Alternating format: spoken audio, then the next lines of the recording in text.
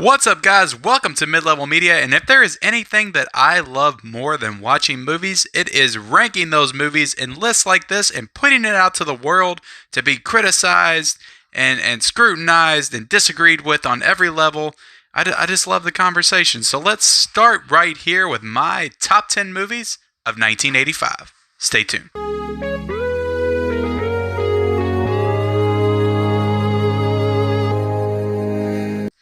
So before I get into this list, guys, my top 10 movies of 1985, I want to go ahead and explain to you all why I am doing this. So there's been something going around the internet where people list their favorite film from each of the years that they have been alive. So this year I turned 35. To be honest, I'm kind of depressed about it. So in a way to kind of make me feel better about getting older, I decided to go back, and from each year that I've been alive, I'm not just doing my favorite film from each one of those years, I'm going to do a top 10 list from each one of those years. And what that has done, in particular when I went back to look at 1985, is it's kind of given me this time capsule look at the films that came out every year and really highlighting some of my serious film gaps. So what I hope to accomplish with this is to go back and kind of maybe watch a couple of these movies that I missed, to add them to my list, and give a snapshot look of just my thoughts on each year that I've been alive. I think that's really interesting. So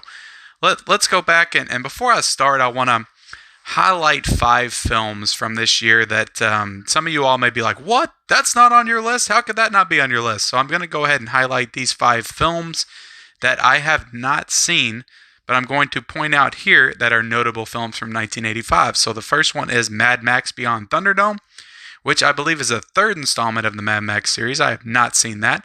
Also, we have Ladyhawke, and a new James Bond film came out this year, A View to Kill. And we also had the Chevy Chase comedy Fletch. I have not seen that either. And Cocoon, which I know was a pretty popular release from 1985. Let's just get right into it, guys, because my number 10 movie of 1985 is starring Michael J. Fox, and it's Teen Wolf. So Michael J. Fox was pretty popular in 1985 because he had another notable movie that may or may not come up later on in my list that year. But this was a really fun movie, kind of a teen movie back then with a sci-fi horror type twist, and I had a lot of fun with it as a kid. I haven't seen it in a long time, so I really can't speak too much to how it holds up today, but this was a fun movie that I enjoyed watching as a kid. So my number 10 is Teen Wolf. So let's move on to my number 9. And it's another movie that I haven't seen in a while, but I remember really enjoying as well. And it's kind of set the template for the mystery, whodunit, and that was the movie Clue. And based on a board game, this movie was way better than it had any right to be back in 1985.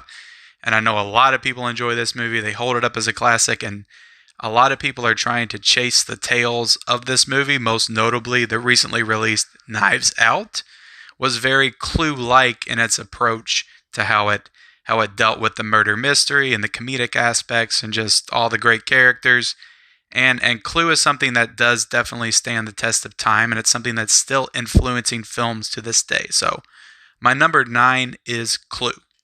So now we arrive at number 8, guys, and my number 8 movie is a Steven Spielberg dramatic classic, and that is The Color Purple. So a lot of people at this point in Steven Spielberg's career did not know that he had it in him to tackle the drama genre the way he did with this movie, and he really impressed a lot of people. And this is just a fantastic movie, starring Oprah Winfrey. There's a lot of great talent.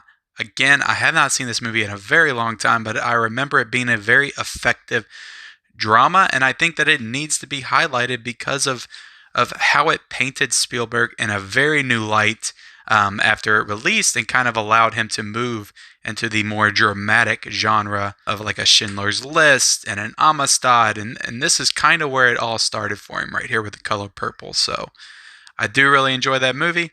A great spot as number 8 on my list. So let's go ahead and move on to my number 7. And if you guys know me at all, if you follow my Instagram, you know that I have a burning passion and love for the Rocky franchise. So how could I not include one of the most iconic, grand Rocky epic films of all time, and that is Rocky IV, with Sylvester Stallone and Dolph Lundgren. Dolph Lundgren, of course, playing the epic movie villain Ivan Drago, and he was just a mean, bad mother effer. And this movie, it just screams America. And then, Sylvester Stallone goes to Russia and beats Ivan Drago in his own hometown. Sorry, spoiler alert, and gives this speech at the end that's kind of ridiculous, but it's also kind of fantastic at the same time. And Rocky IV is just a movie that I've been watching since I was like 10 years old, and I've always loved it. And even though as I've gotten older, I've grown to appreciate other Rocky films like Rocky 1 and Rocky 2, and I love the Creed films, this one will always hold a special place for me because it's definitely the one I've seen the most. So Rocky 4 is my number 7. So now we're going to move on to number 6, guys. And number 6 is a George Romero classic, one of his zombie epics, and in my opinion, maybe his best zombie film that he's ever done, and that's Day of the Dead. So this is a fantastic zombie movie that I used to watch all the time as a kid, and I love this one. I love Dawn of the Dead. And believe it or not, I didn't see Night of the Living Dead until very recently, but these are the George A. Romero zombie classics that I grew up on.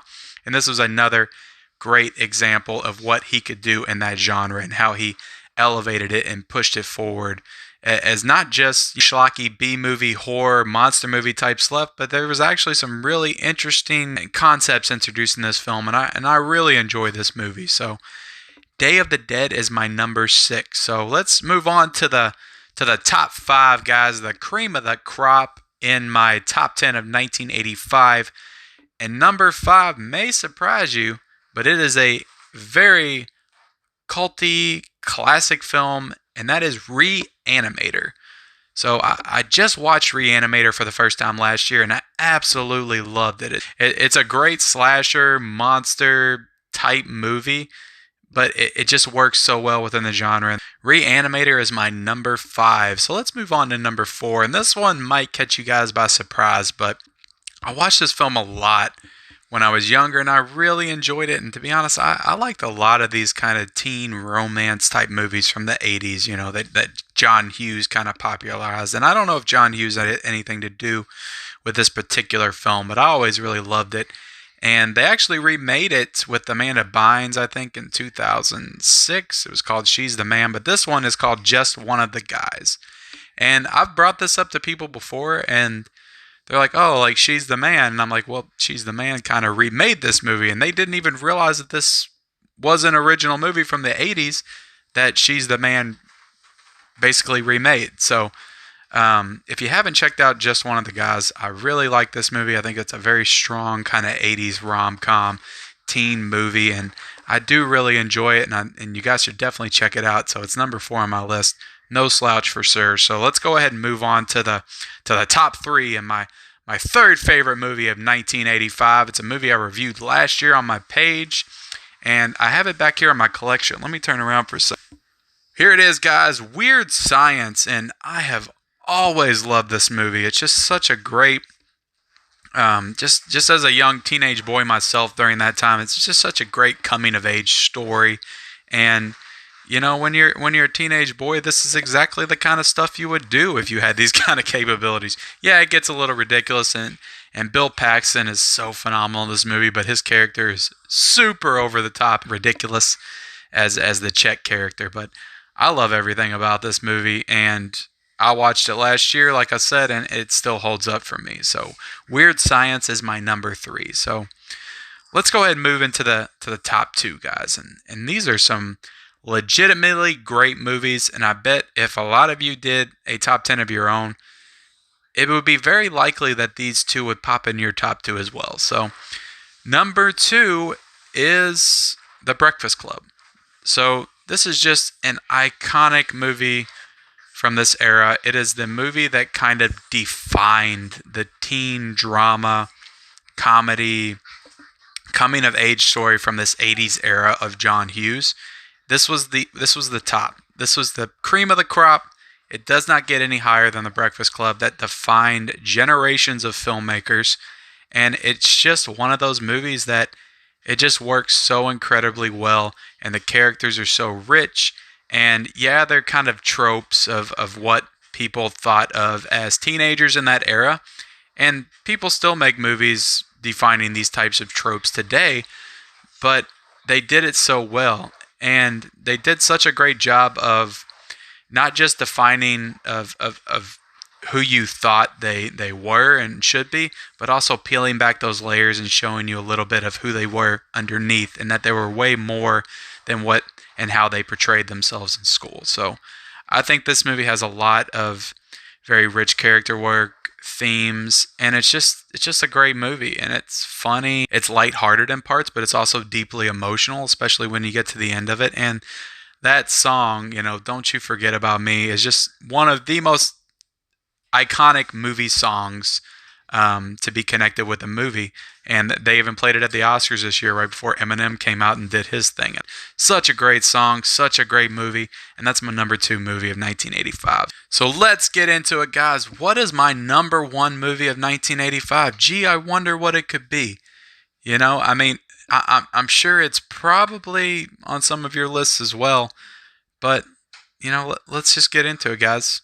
It's Back to the Future. It has to be Back to the Future. What else could it be from 1985? That is the biggest movie, maybe from the entire decade of the 80s. It's just such an iconic, just adventure story, sci-fi, just everything about it. It's one of those movies that defines a generation and continues to define filmmakers everywhere. And Zemeckis, man, he does not get enough credit for being kind of the contemporary of Steven Spielberg at the time. And, I think Zemeckis did just as good a work in the 80s, 70s, 80s, 90s as Spielberg did. And he doesn't often get a lot of the credit. But this is such a good movie. And again, it's another great coming-of-age story wrapped in a sci-fi adventure that deals with time travel in a way that's kind of easily processed and digestible. And yeah, it may not be the most realistic for what time travel would actually be, but this movie just deals with it in such an accessible way. The characters are so great. Michael J. Fox is so phenomenal as this character of Marty McFly, and just how he interacts with Doc Brown and their relationship. Christopher Lloyd is Doc Brown, and Leah Thompson and Crispin Glover, and everybody's just so great in this movie. It's such a fantastic movie, and it's definitely probably in my top 10 films of all time. So, of course, it would be number 1 on my top 10 of 1985. So, that does it, guys, for my top 10 list of 1985. I hope you enjoyed it. I hope that you enjoy this new series that I'm starting here. So, I don't know if I'm going to get it out next week, but the next one up on my list is 1986, and I'm going to go through every year. And the way I mapped it out, it kind of coincides with my actual birthday, which is in October. So I should end up wrapping up this list somewhere around the time that I actually turn 35, which will be kind of cool. So we're going to do this every week on this channel. Hopefully it gets a good response from you guys. You guys enjoy it. So I'm going to go ahead and call for you guys to please like this video. If you look down below right there, there's a little button where you like, and it pops up, and there's a number, and it may only be 1, it may only be 2, but if enough of you all do it, it might actually be 10. So go ahead, press that like button down there, and go ahead and comment below your top movies of 1985. Maybe you only have 5 that you really loved from the year. Maybe you had 10. Go ahead and give me a top 5, a top 10 list. Maybe just 1. What was your favorite movie from 1985? Comment below. And I'm going to go ahead and ask that you guys please subscribe to my channel. I'm a very new channel. I'm just getting started in this whole YouTube thing. So I appreciate all the support I can get. And just any way you can support me, help me, like this video, comment. I really very much appreciate it, guys. And we'll see you next time.